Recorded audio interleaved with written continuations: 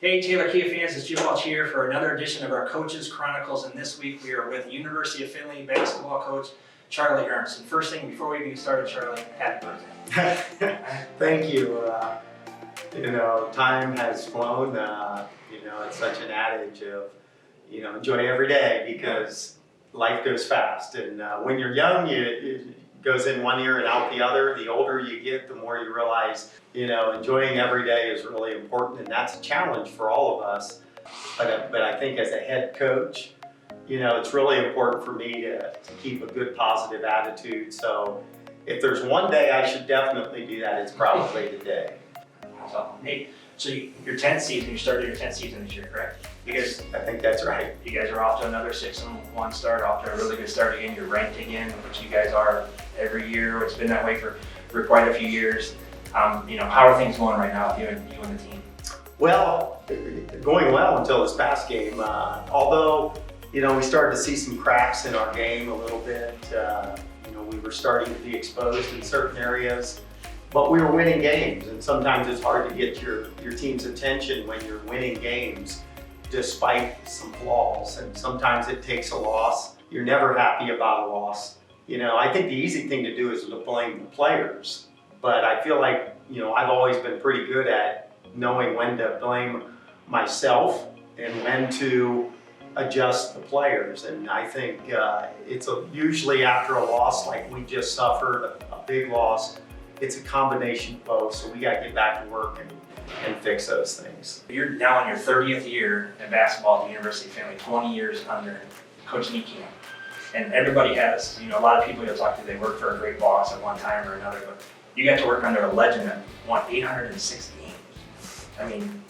Well, I think I learned so many things from Ron off the court, most of them in the type of person he is, the way he handles people, and there were times along the way where, I wondered why he did certain things, but when you're with someone for 20 years, you start to realize why he does certain things the way he does them, and there's a method to the madness. So with everything that's going on, COVID in the world and everything stuff, obviously no fans allowed at Croy this year during the games, which is obviously really hard for a lot of the people.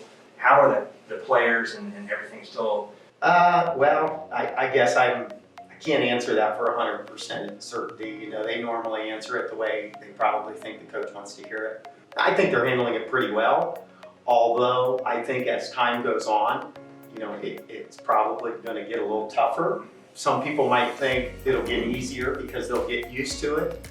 But I just think that the grind of the pandemic, the way it's changed their lives, the way it's, I wouldn't say destroyed their hope, but rocked their hope as kids, as teenagers, as young men and young women.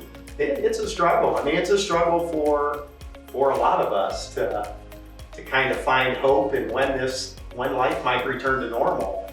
And, when we practice, when the game begins, I think there's some normalcy that returns. But I still think at the end of the day, they miss their fans, they miss their parents, they miss the people that they're close to. And the beauty of Findlay, you mentioned Findlay basketball, the beauty of Findlay is that it's a big enough city that we have a great fan base, but it's small enough that when our players are out in the community, people know who they are, and then the players ultimately learn who they are. And there's a great relationship and rapport that's built. And it's something that I've encouraged and promoted even when I was an assistant, and now we have to do just the opposite. We have to tell our players they have to avoid those situations. They have to avoid the public.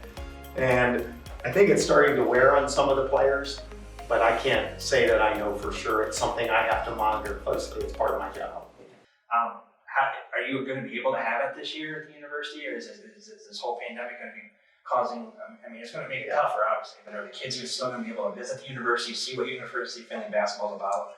Well, yeah, we had to cancel it last year. That was a big blow to our program, big blow to the school, a big blow to really the community, because we actually have 4 sessions of our team camp In the year prior, so this would have been 19, I'm getting my years mixed up here.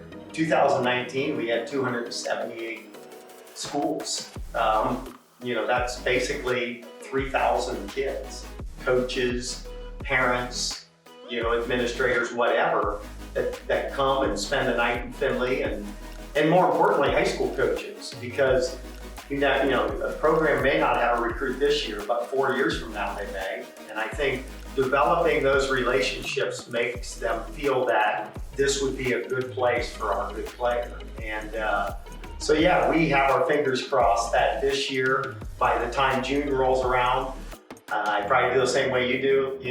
I think we're both very hopeful that things will have returned enough to normal that we'll have most of this pandemic in the rearview mirror. And not only can we get our camp back that's valuable to our program, but it's one more step to getting life back to normal for kids and people in general. I think everybody's hoping that that's the avenue that we're going to continue to push with the vaccine and everything. I mean, even here at work, just the traffic flow, the people coming in on a regular basis for service and everything is just, it takes a hit. And everybody would like to go back to what the normal Yeah, I bet. for us Yeah. and every asset. So overall, from what is it that the community of the city of Findlay, that we can let them know now, us here at Taylor Kia and everybody, how can we help you guys with your season, with everything ongoing? How can we help you guys move forward? How can the community help you move forward? Anybody who sees this video, what can they do? How can they step up and help you guys out? Boy, that's a great question. And I think just to continue to support our program, by watching the games, by listening to things like this, and reaching out to me or anyone really in our athletic department to find out if there's more that they can get, to feel like they're, even though they're not here in person, but maybe here, sending me an email that I could share with the team. Anything that I can do for them or they can do for us. We really miss our fans. We miss the excitement of Croy. But I think our players, appreciate the relationships, as much as they appreciate anything. And I think we could do that still without seeing one another in person. So if there's any ideas or fans have ideas, feel free to shoot me an email, because if there's one thing that I am, is open-minded. That's good. So there you have it, fans. If anything you can do is send an email, reach out to the coach, reach out to the university. Anything you can do to help out the university would love to hear. Charlie would love to hear it, so does fans. And on the day you hear this video, it's going to be belated, but make sure you get back to Charlie and let him know it's happy birthday. All right? Thanks a lot for stopping in today. You bet, Jim. Thank you.